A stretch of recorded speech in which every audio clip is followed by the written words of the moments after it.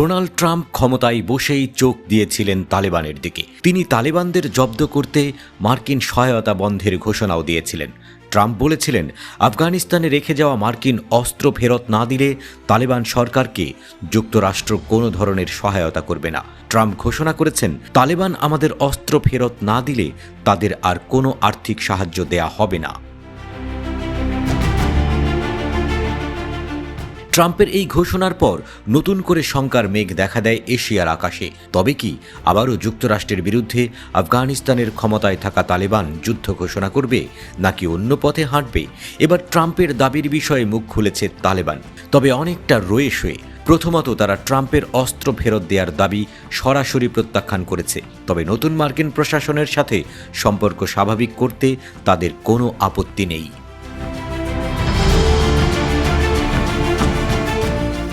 এবার তালেবান জানিয়েছে, 2021 সালে আফগান সেনাদের কাছে হস্তান্তর করা মার্কিন সামরিক সরঞ্জাম ফেরত দেওয়া হবে না। তাদের দাবি, যুক্তরাষ্ট্র ও ন্যাটো যেসব সামরিক সরঞ্জাম ও যানবাহন রেখে গেছে সেগুলো এখন তাদের সম্পত্তি।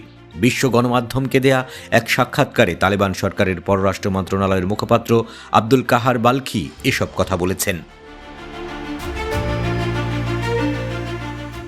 তালেবান মুখপাত্র কাহার বালখি জানিয়েছেন, আফগানিস্তানের ক্ষমতাসীন সরকার যুক্তরাষ্ট্রের সঙ্গে কূটনৈতিক সম্পর্ক স্থাপনের জন্য প্রস্তুত। আমরা যুদ্ধের অধ্যায় বন্ধ করে নতুন অধ্যায় শুরু করতে চাই। তবে তার দাবি, সামরিক সরঞ্জাম আফগানিস্তানের রাষ্ট্রীয় সম্পদ, এগুলো আফগানিস্তান রাষ্ট্রের মালিকানায় থাকবে। আব্দুল কাহার বালখি বলেছেন, এই সম্পদ নিয়ে যুক্তরাষ্ট্র ও আফগানিস্তানের মধ্যে কোনো চুক্তি নেই। রাষ্ট্রের সম্পদ নিয়ে মানুষ চুক্তি করে না, মানুষ আলোচনা ও সংলাপের মাধ্যমে অভিন্ন স্বার্থের স্থান ও ক্ষেত্র খুঁজে বের করে। 2022 সালে মার্কিন প্রতিরক্ষা দপ্তরের দেয়া তথ্য অনুযায়ী 2021 সালের হঠাৎ সেনা প্রত্যাহারের সময় আফগানিস্তানে প্রায় $7 বিলিয়ন মার্কিন অস্ত্র ও সরঞ্জাম ফেলে গিয়েছিল সামরিক বাহিনী। এর মধ্যে ছিল সামরিক যান, অস্ত্র, এমনকি অত্যাধুনিক যোগাযোগ যন্ত্র। এই অস্ত্রগুলো এখন তালেবানের প্রদর্শনীতে বিজয়ের প্রতীক হিসেবে ব্যবহৃত হচ্ছে।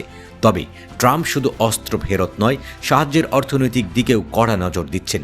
তিনি বলেছেন, যদি আমরা তালেবানকে অর্থ দিই তবে তাদের আমাদের অস্ত্র ফেরত দিতে হবে।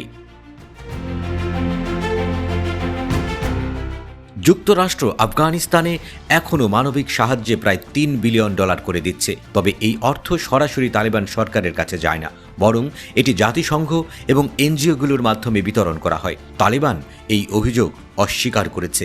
তাদের দাবি, আমরা মার্কিন যুক্তরাষ্ট্রের কোনো আর্থিক সহায়তা পাই না, বরং আমাদের অর্থ জোরপূর্বক আটকানো হয়েছে। তবে তারা ট্রাম্পের আগ্রাসী অবস্থানের বিপরীতে কূটনৈতিক সমঝোতার আশায় রয়েছে। তাদের ভাষায়, আমরা সম্পর্ক উন্নয়নে আগ্রহী, শত্রু চিরদিন শত্রু থাকে না।